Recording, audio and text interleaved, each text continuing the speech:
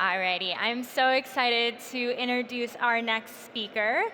We have Hanli Prinsloo, is the founder of I Am Water Ocean Conservation and a young global leader at the World Economic Forum. With a background in social political documentary filmmaking, Hanli has traveled the world speaking and telling stories of transformation, hope, and inspiration. Focusing on her sport, Hanli excelled at competitive freediving and as a sought-after coach, having worked with professional rugby players, cyclists, runners, and big wave surfers. At present, her energy is channeled into ocean conservation through human experience, reconnecting people with nature through the innovative I Am Water Ocean workshops offered to underserved ocean communities globally. Recently, her work has expanded to designing and launching the first ever sustainable freediving brand, Oculus. Join me in welcoming Hanli to the stage.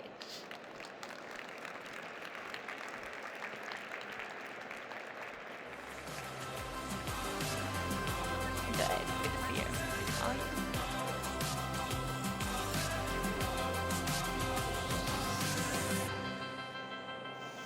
Good morning.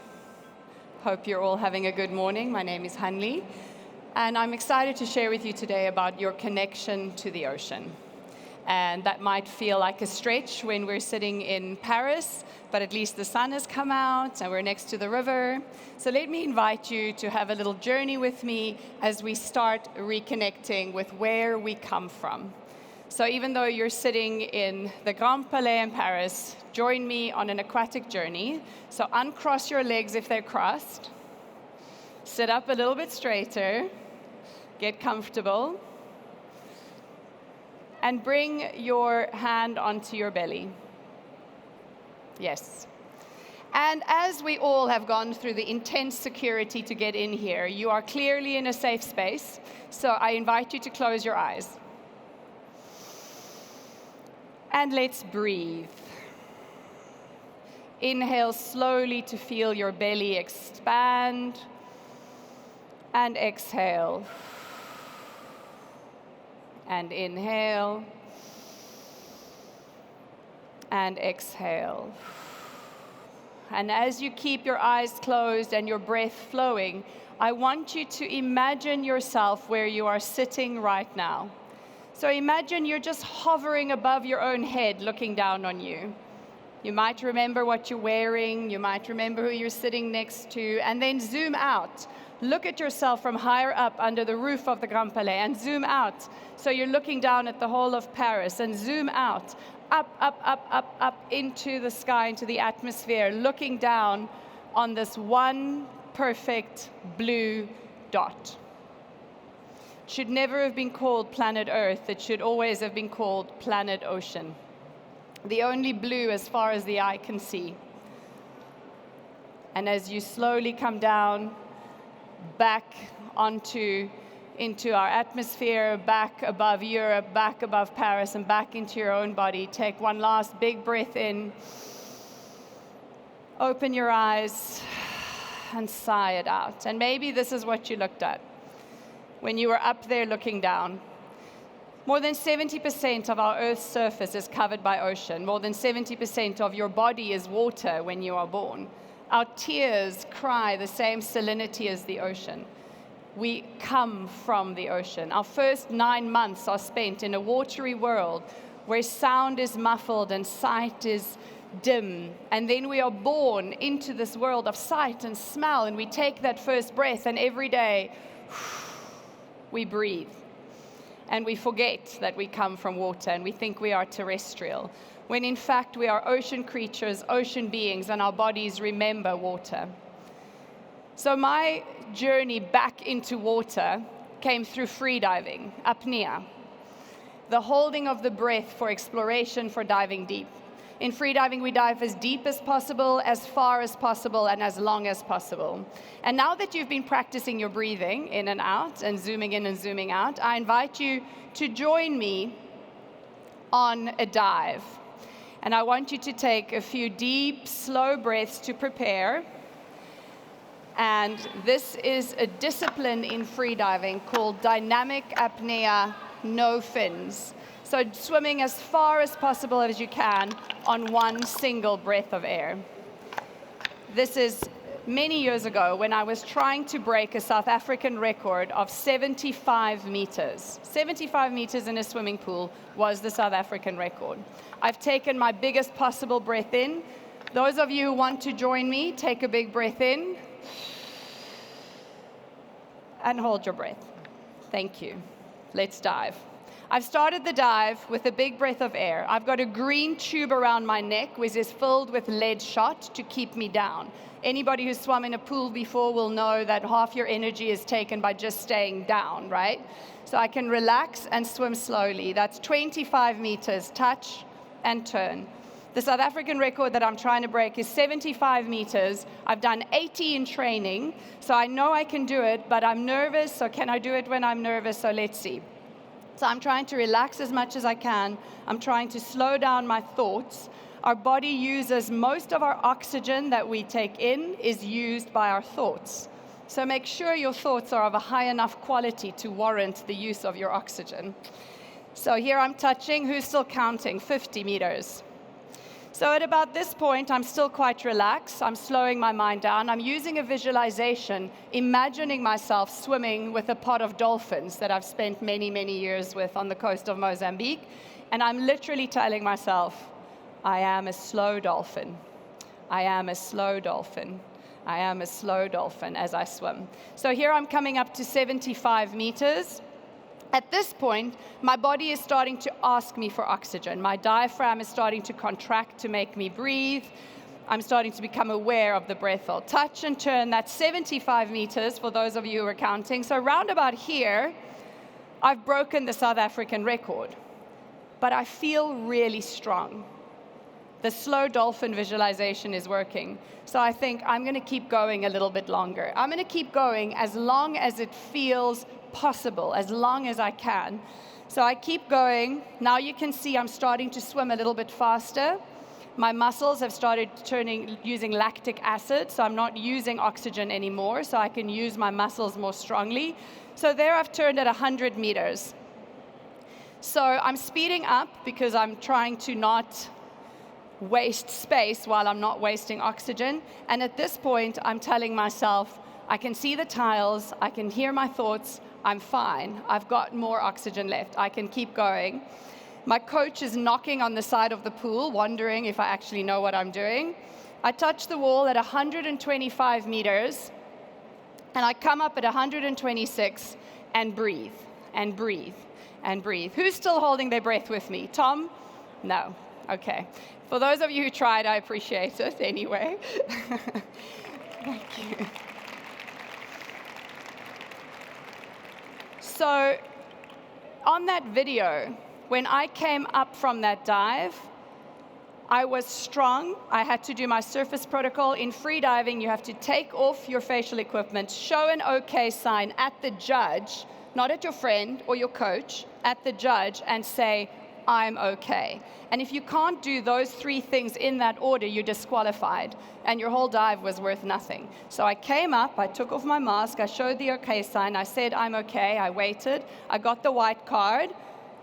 My dive was a new record, a new continental record, a new Swedish record, a new Nordic record, a new South African record, and my coach said to me, you came up at 126, I never knew you could swim that far. And I said, me neither, it just felt really good. And he said to me, you do know the world record is 127. I didn't even know what the world record was at that point because it didn't matter. I was going for 85. So why would I even think of 127? And so that much is about a meter, right? Was how far I was from the world record. What you couldn't see on that video is that my lips were blue when I came up. My hand was shaking. I came up on the edge of my oxygen. I didn't have this much more in me. On that day, 126 was my maximum capacity. And freediving for me is this beautiful learning of what is possible and what's actually not possible. And respecting that, but challenging this, and finding your own answer to that. I sometimes feel like I'm an anti-motivational speaker because I don't actually think everything is possible, and I don't want to get up every day and do something that scares me. It sounds like a terrible way to live. But many things are possible, and many things should be done. So finding out for yourself what is possible and what should be challenged is the sweet spot of purpose. And my journey continued from competitive freediving into exploration. Being able to hold my breath for 6 minutes and dive down to 70 meters gave me the opportunity to go to places, meet creatures, and explore environments that I could never have imagined. The Hanli you see sitting on the boat here this day is scared out of her mind. We are 3 hours boat ride from the coast of Sri Lanka. We're above a trench that's 3 kilometers deep, and we've just been surrounded by a giant pod of sperm whales. I've never been in the water with a sperm whale. I've never seen a sperm whale, but I've studied them. I've spoken to researchers. I've read about them. And for those of you who have studied or had the opportunity to meet sperm whales, their intelligence is so beyond that we still quite don't have the words to describe it. People use words like they can be telepathic, they have memory, they have shared consciousness within the pod. And I'm sitting on the side of the boat. I'm a freediver, I'm an ocean conservationist. I believe I have a purpose in ocean conservation. And I think, what if I get in the water and this whale can read my thoughts and read my feelings and finds me lacking? What if what I'm doing isn't enough? What if I'm not good enough? And the whale can see that because it's beyond our words and what we choose to say. They can see your heart. And I get in the water, and the second I get in, these two huge females turn and they start swimming towards me. And now, if you know, a sperm whale has the loudest and most powerful sonar in the world, stronger than what any military can create. At depth, they can shock a giant squid into unconsciousness for hunting them. And these two females turned and they started scanning me with a gentle sonar, and it felt like a sledgehammer on my chest. Scanning, scanning, scanning. And I opened my arms, and the only thing I could do was say, "You're so big, you're so beautiful, thank you for letting me be here. You're so big, you're so beautiful, thank you for letting me be here." And they came around and swam right past me, looking straight in the eye. And then as one, this pod of sperm whales took a giant breath in and they dived. And no training in the world, no competitive freediving, no record can prepare you to dive deep with a pod of sperm whales. You have to let them go.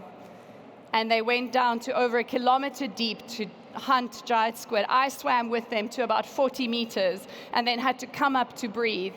And I came up with a sense of loss, the sense of feeling bereft, of wanting to have spent more time with them. The other, the greatest. And I see this small shape coming out of the blue. And a baby sperm whale swims up to me. And what I'd heard from the scientists before the trip is when there is a baby in the pod that is too young to do the deep dives with the adults, they leave the baby with a female babysitter at the surface. And whatever those two mamas saw that day in me, I was the babysitter.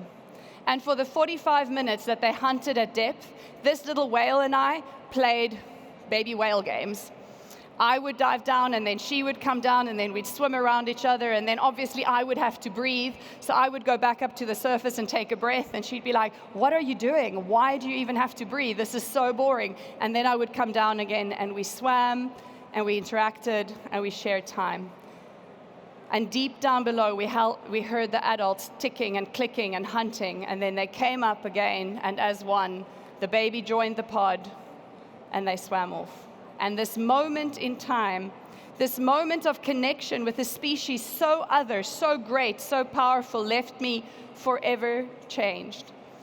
That we can interact with something so big. I feel so small when I'm with whales, but the second I come back onto land and I step back into our human world and I come back to our species, we are so powerful, we are so great. We are the greatest, that we hold the beauty and the size of a sperm whale in the palm of our hand.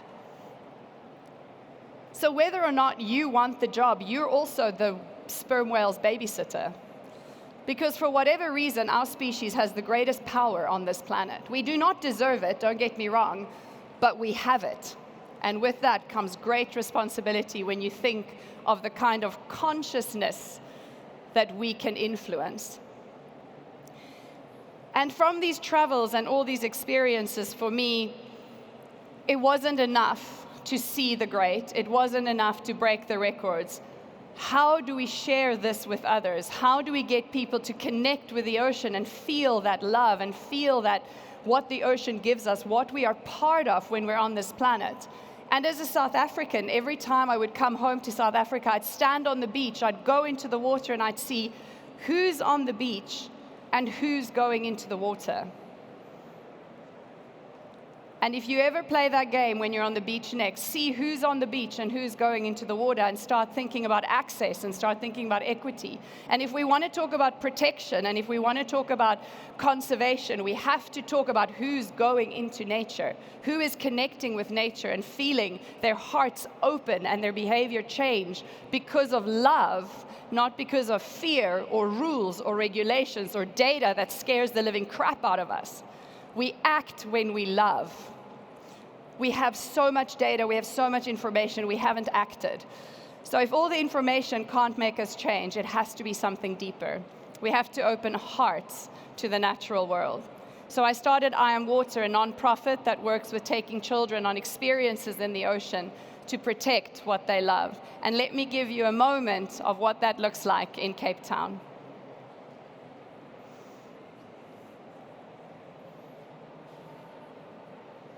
Can we have the sound? So they can fall in love with it and love protecting it. I'm feeling totally nervous today. I'm scared of the water. On our Ocean Guardians workshops, we have grade 7 students from local schools come to the beach and learn about their oceans.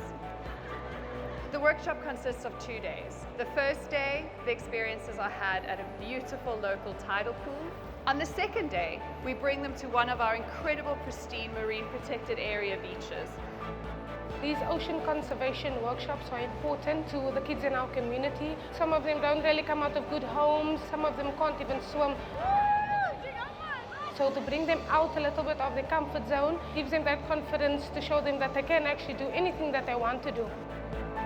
The Ocean Guardians workshops have 3 stations. We do rocky shores exploration, a beach cleanup, and a snorkel station. Our goal is that whoever was afraid, whoever had that fear, comes out with love and want to teach more people that everyone can overcome this fear. It was the first time for me to snorkel. The ladies spent more time with me. Now I know how to float. I absolutely want to do it again. We had a lovely time and the sea that came on you didn't get bang. But I did love it. And thank you for everything.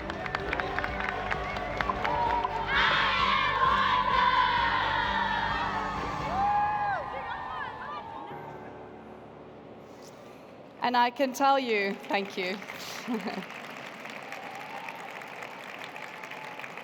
And I can tell you that there is no freediving record that's ever given me greater joy than seeing eyes open underwater for the first time. And as a freediver, my journey continues from taking children into the water to running a small travel company, taking people on exquisite trips around the world to experience interactions with big animals, and clients saying, what equipment should we buy? And realizing that ocean exploration equipment is not built for sustainability or durability. So launching, can I get my clicker to? So launching a brand that builds sustainable freediving equipment so that you can explore the ocean without damaging the very ocean you love. And I grew up on a horse farm outside Pretoria in South Africa. I never thought I'd stand on a stage in Paris. I never thought I'd start a brand or a travel company or a nonprofit that now trains organizations around the world to do ocean connection. But I knew that I loved. I knew that I love and that I will forever love the ocean. And love triggers action. And every good story is a love story.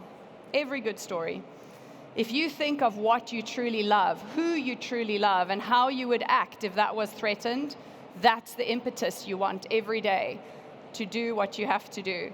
And it might not be the path you expected, it might not lead you to the places you expected or doing the things you did, But wake up every morning looking for that. Let that be your true north, because we have all the information, we have all the knowledge, we have everything we need to make the right choices. We just need the impetus, the inspiration, and the love to want to do it every single day. Thank you.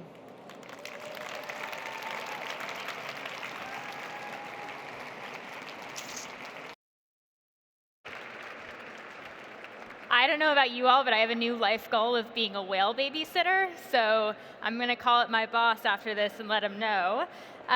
Thank you all to all of our speakers, Vincent, Hanli, Anne-Sophie, and Elena, for helping us surface the urgent and often invisible challenges of our ocean. From the microscopic power of plankton to deep sea ecosystems and community-driven innovation, today's conversations has reminded us that protecting our oceans is not only a climate imperative, but a human one. Let's carry these insights forward as we work towards a more just, resilient, and regenerative future. Thank you all for being a part of it.